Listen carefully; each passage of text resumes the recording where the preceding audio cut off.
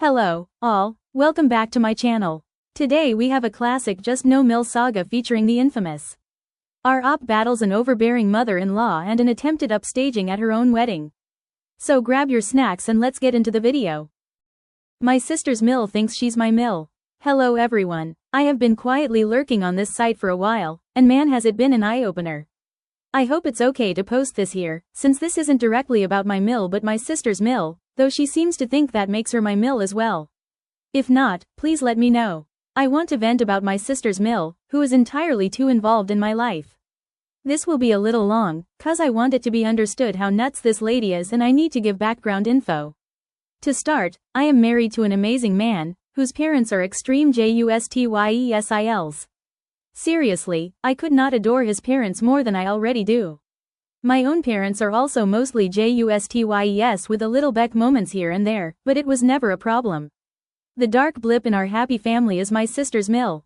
She's like a wannabe June Cleaver, but the off-brand kind you find in the delusional section in the drugstore.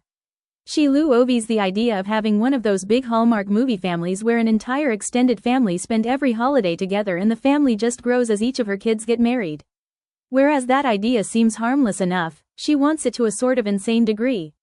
Like she's directing a 90s-esque movie and if you do something that isn't in her script, she will get a large terrifying plastered smile and her voice gradually gets higher as she tells you off.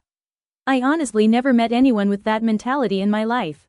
My sister's first Christmas married to her son, this crazy lady insisted to host Christmas for everyone, meaning her siblings inside of the family, plus my parents, my brother, his wife, and I are also supposed to attend cause we are now part of her family. The fact that we usually spend Christmases with my aunts and uncles and cousin is irrelevant, cause in her words, now that my son married sister, we are your new family. That's not how it works, lady. Not at all. It was hands down the most bizarre holiday I ever had, which included assigned seats in the dining room and the living room, and weird as fuck presents. If anyone is interested, I will tell the story of Christmas in Off-Brand Wonderland. My sister has been married for 8 years now, and I have a ton of crazy stories about her mill who seems to think she has as much say in my life as she does my sister or my BIL's life. I was able to avoid her and deal with her craziness up until I got married, where apparently she went from 3 demons inhabiting her body to 12, cause she has upped her nonsense the last few years with me to an insane degree. DH and I have a pretty cute history. Our parents were friends since before I can remember, and he is a few years older than me. We didn't care for each other as kids, cause age difference and him being a complete teenage dickhead, but after college when we haven't seen each other for a few years, we reconnected and fell in love, the whole 9 yards. Our parents were thrilled, but to my shocker mill beyond happy. OMG, that is the sweetest story. It's like a movie. She posted this on her Facebook. My sister's mill posted about my relationship on Facebook. She also calls me her dill. No off-brand Hallmark, I am not. No matter how much I said I wasn't her dill and to stop posting about my life on her Facebook, she just acted like I was joking. Now my sister and Bill had a small wedding with only 10 of the closest family and friends in Vegas, and it was lovely and exactly what they wanted despite the fact that sister's mill wanted to do a huge wedding. She made sad little sighs and would comment how much more fun it would have been if they had a proper wedding. Dear husband and I had a big wedding. A decision we came to based on the fact that we both had a large extended family and close-knit group of friends where we also are close with our friends' families. My DH is amazing, and let me have my dream wedding which was Beauty and the Beast themed even though it was not exactly his dream. When my sister told her mill this, she apparently screeched in excitement and started telling my sister all her ideas for it. My sister, who is pretty spineless with her in-laws, told her gently that I had my wedding planned since I was 10 and I made it clear I didn't want anyone to help with planning unless I asked them to. Oh, but I know she wants me to help. She knows how much I love weddings and how I watch all those shows about them. Plus I love Disney. That night, she sent me 37 texts telling me her ideas, which included her idea that centerpieces be books covered in glitter. No. And have the groomsmen dress like Gaston. Hell no. And for some reason didn't see my texts where I said, thanks, but I got it. One issue that she wouldn't shut the fuck up about was Flower Girl. My niece was 4, and would have been my first choice as a flower girl if she wasn't so painfully shy and the idea of walking by herself with a bunch of people looking at her made her cry. Being that I didn't want to make my niece uncomfortable, we decided to go a different way.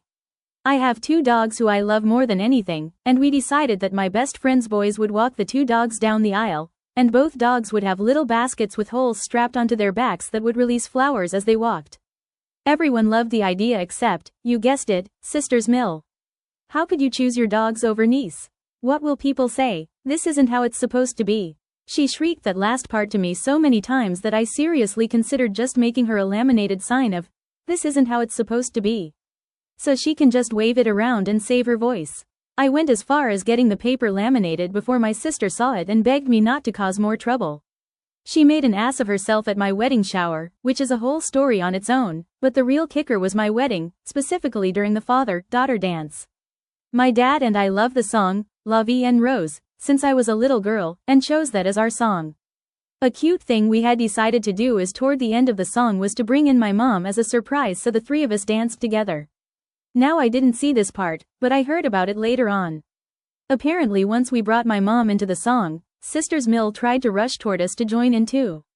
Thankfully my amazing Mo, a kick-ass take-no-shit Polish lady, grabbed Sisters Mill before she reached us and dragged her away like a petulant child, quietly cursing at her in fury and threatening to have her kicked out on her ass. She also tried to drag my Bill on the dance floor during the mother-son dance, claiming it's allowed cause she never had one with him. My Bill refused, saying it's not his wedding, and she started getting loud in her section, saying, "Give me my dance. I deserve my dance." Once again, my angel of a Mo plus my other bestie stepped in and dragged her away. My Mo forcibly sat her down, and said, "Listen lady, I am running on 2 hours of sleep and half a liter of vodka and 5 cups of coffee. If I have to for any reason keep you from ruining this day for don't bully my pups and her DH one more time, I swear to God I will have drag you out of here and into a taxi by force." My Bill got involved and defended his mom, and my Mo and bestie plus now a few of my cousins, ripped into him. I love them so much. In the end, Bill quietly apologized and his mother was subdued for the evening. I was blissfully ignorant, enjoying my dream wedding. When I heard about it after my honeymoon, man was I pissed, and I shamelessly went off on both my sisters Mill and Bill about their nonsense. I have more stories to get off my chest, so you will probably hear from me again. Wow, what a mother-in-law. Or, almost mother-in-law.